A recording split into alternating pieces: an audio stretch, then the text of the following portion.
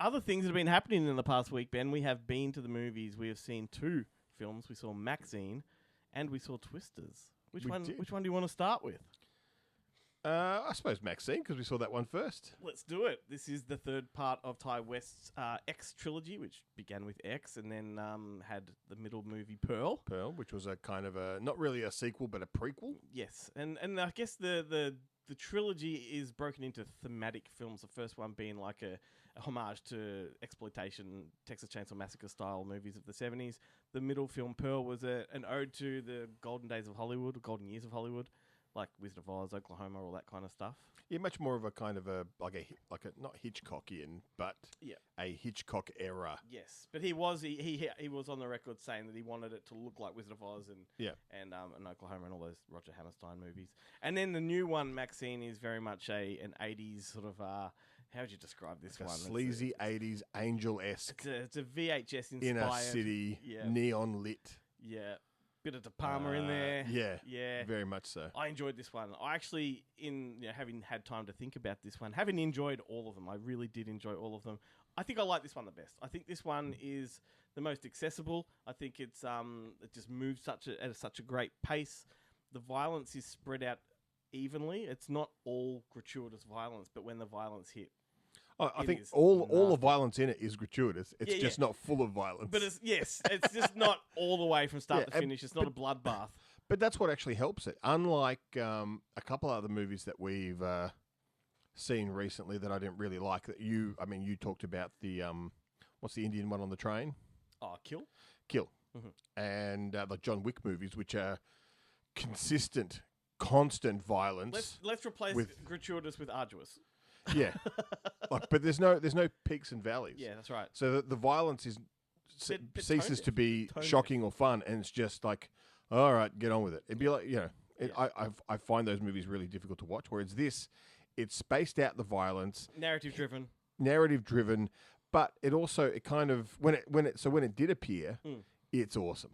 Really awesome. It's a lot of And fun. Awesome, unexpected, and shocking. Yeah. Yeah, that's what I liked is it catches you off guard with some of these moments. Yeah, especially when it goes kind of where you think it's going to go, and then it goes a little more. Yeah. Goes a little further. It does. I think for me, X is still my favorite of the 3, although this one is very close. The only thing I would say is I think X has a better ending. Yep. This one, even though the ending is full on, I felt that it let me down just a little. Okay. Because without giving away any spoilers, but Maxine is present during the ending, but she's more of a passenger in it rather than the instigator of the kind of conclusion of the film. But that being said, it's still a lot of fun. Yeah. The protagonists of the action are still great to watch, Yeah, that's right. and it's got a fantastic cast. Amazing cast. And a highlight, I think it's safe to say, would be Kevin Bacon. Kevin Bacon is amazing. He's in full villain mode at the moment because he's in Beverly Hills Cop as the bad guy. He's found his new niche. Almost kind of doing the same voice. Yeah, that's right. But in this, he's a real sleazy, kind of hopeless, pathetic character as well. He plays like a PI. Well, that's what I really love about it is that there's numerous nods to Psycho in this film. Yeah. To the point where they're shooting on the Universal lot in front of the Psycho building and all that sort of stuff. Yep. But he is clearly like the sleazy 80s version of the Martin Balsam character. Yeah, dressed the same. Who's like basically in the 50s.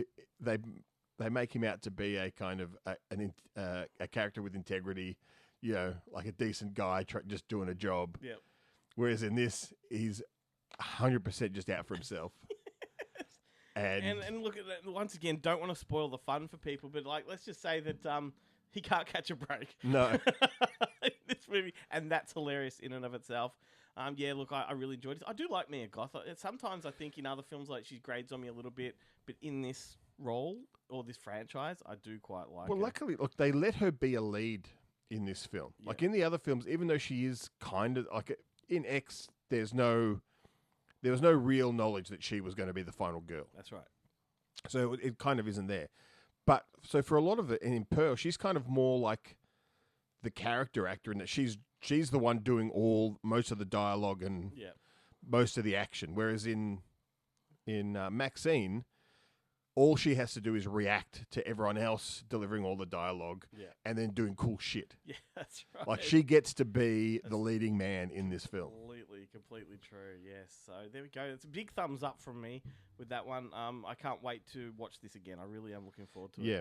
I think it's going to have a lot more value in a replay. I think there's stuff in there that we probably didn't pick up on. Yeah. And Ty West has really proven himself to know how he knows how to nail exactly the brief he's after. Like if he wants this to look like an 80s film, bam, it looks like an 80s film. Yeah. Same with Chainsaw Massacre. Same with X. It looked precisely like Chainsaw Massacre.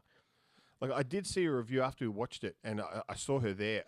There's a Instagrammer that I follow, Horrorhead X, I think is her name, and she, in her review of it, was talking about how she actually found it incredibly distracting, the amount of references that were in it. She's just like, oh, that's it kind of took her out of the film. Fair. For me, that I enjoyed it Half the reason even to watch more it, because of that. But you're 100% correct. I'm looking forward to a second watch to pick up even more, all the things I missed. I feel like if we picked up as much as we did, there's got to be so much more. There's got to be more, yeah.